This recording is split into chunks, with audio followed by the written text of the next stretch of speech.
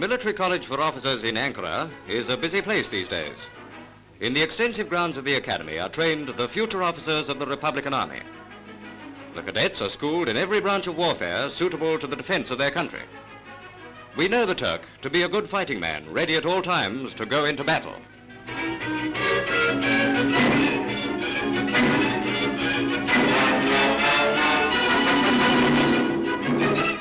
From the ranks of these trainees will emerge the infantry and cavalry officers of an army situated in a geographical hotspot. Hello everybody, Panzer King back here in the Lion's Den bringing you Operation Crimson Tide. Turn number 10 here in January of 1941. And we'll dive right in here.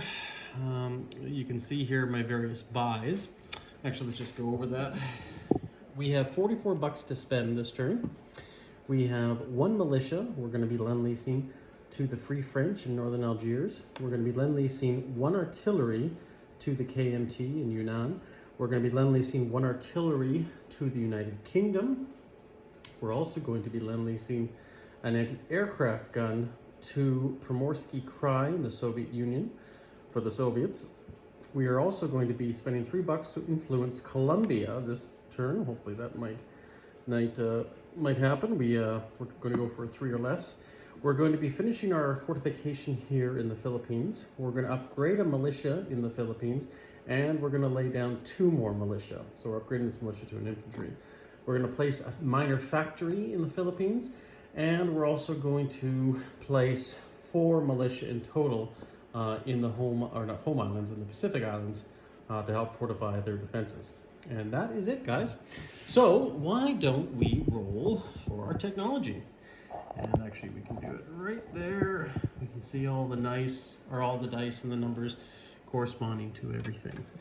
So let's roll and see if we're a little bit more fortunate. All right, well, we got strategic rockets here. Just get this all on frame with a 12. Looks like we got long-range aircraft for 9. We got improved construction for a 10. And wartime economy for a 7. Oh, wow, look at that. We got a lot of techs, and we got, look at that. And we got improved factories. So, the only thing we didn't get is heavy bombers, it looks like. Yeah, okay, well I'll just move these up here on the board. So, strategic rockets, it's nice to finally move that into position number 2. We have improved construction, improved factories, and wartime economy. And the last but not least, we are completing long-range aircraft. Well, that's really good for us. Well, actually, we might be able to use that this game. So all in all, that's not a bad tech roll. Probably the best tech roll I've got in a long time. All right, guys. Now let's take our income die, see what the U.S. income bumps up to this turn. Oh my God, a 12. Oh, Winter Mute and I were talking. Oh, we gotta roll a 12. We gotta roll a 12. Well, we rolled a 12, guys. That is awesome. Good luck. The Allies need a little bit of luck right now. 43 to 53, and then 2 more. So we're at 55 right here. And I believe this is our wartime income. So we're getting close. We could be able to declare war next turn if we want. So that's definitely interesting. So that's a little bit of luck, because as I said, Turkey has gone to the Italians and the Axis powers as a whole. So that is not good, especially not good for the Russians or the Allies in general. So, all right, guys, let's do some non-combat movements. Just go over here into the Pacific. Sorry about that. Just do a wider stance so you can see this. This fighter now has a total movement of, or tactical bomber has a total movement of 6 from this airbase. So it'll go 1, 2, 3, 4, 5, 6, which is good. I was hoping actually, I guess I was thinking 1, 2, 3. Anyways, regardless though, I was able to make it to 6. So that's good. I guess we might not have been able to make it that distance without long-range aircraft. 1, 2, 3, 4, 5, yeah, maybe not. Anyways, so that tactical bomber in the Pacific Northwest goes to Wake Island. We're bringing back this destroyer and this transport here to the Hawaiian Islands. We're going to strategically naval move 1 transport and 1 cavalry and 1 infantry from the western United States. So they can go 5. They're going to go 1, 2, 3, 4, 5 to the Mariana Islands.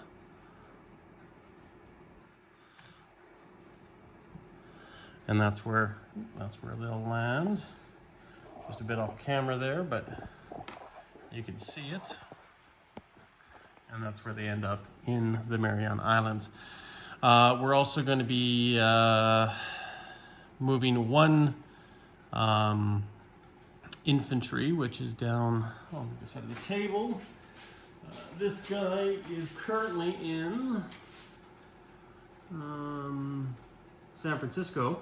He's going to be transported to the Hawaiian Islands.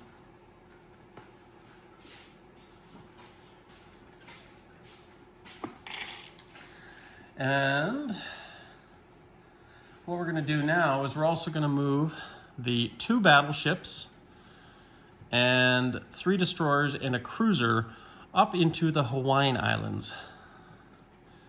And so that will be a total of 4 destroyers, 2 transports, a submarine, a heavy cruiser, I should say, and 2 battleships in that sea zone. Non-combat movements, these coastal subs, they're slow movers. Yeah, they can only move 1. Actually, we do have a naval base here in Midway, so that's good. So they can go to Wake Island, so that's good. And this one here will move to Hawaii. There we go. So that's where our coastal subs will land. While we're on this side of the map, let's just upgrade the Philippines. There. Okay, so we're going to complete this fortification. We're going to lay down a factory. We're going to upgrade a militia. We're going to lay down 2 more militia, I should say, sorry. And we're going to upgrade a militia. So now we're going to have a total of 3 militia and 2 infantry.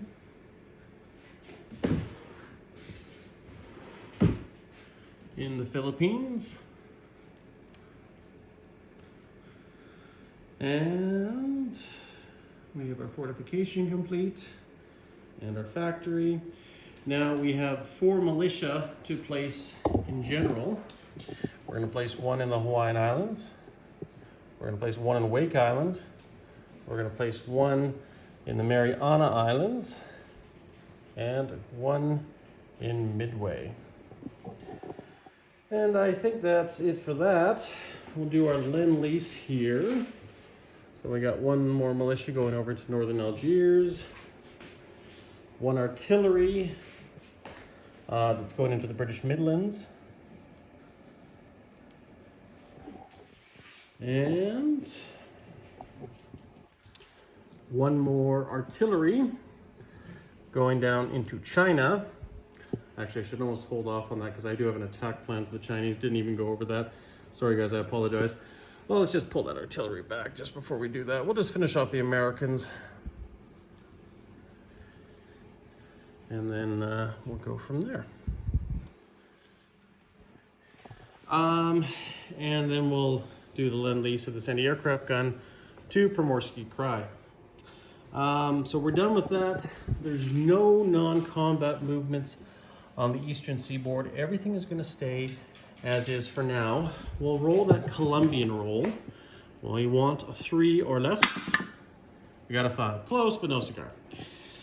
So that's it. The American turn is done. We got our income. All our Lend-Lease is done. And we're going to come down here for China.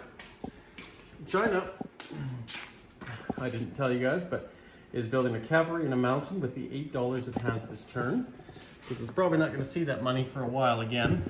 And what we're going to be doing is we're going to be attacking Hunan with 1 infantry and 1 cavalry this turn, and that's it. So let's just roll those out on the dice.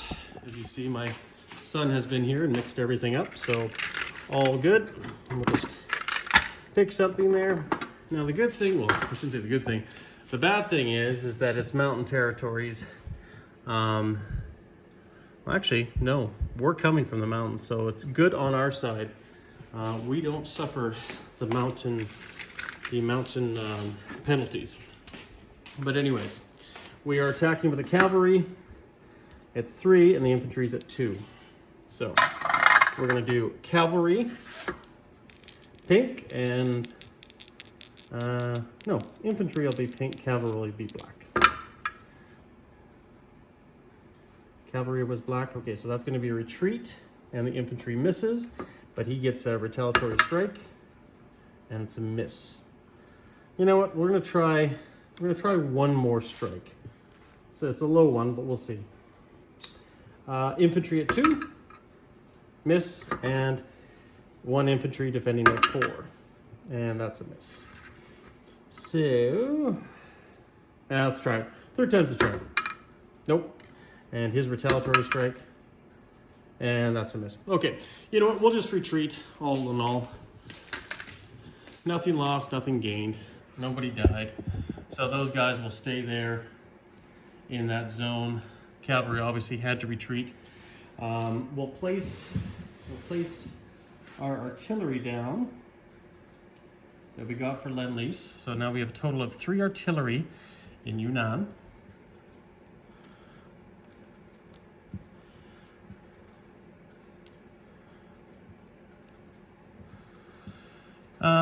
To be on the safe side, I think we're going to back up this anti-aircraft gun into this zone here.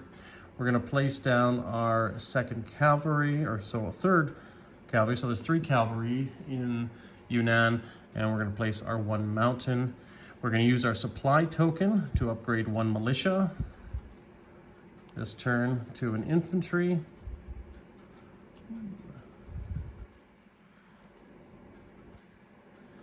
So now we should have 6 infantry, 3 cavalry, 2 militia, 1 mountain, 3 artillery, and 3 anti-aircraft guns in Yunnan.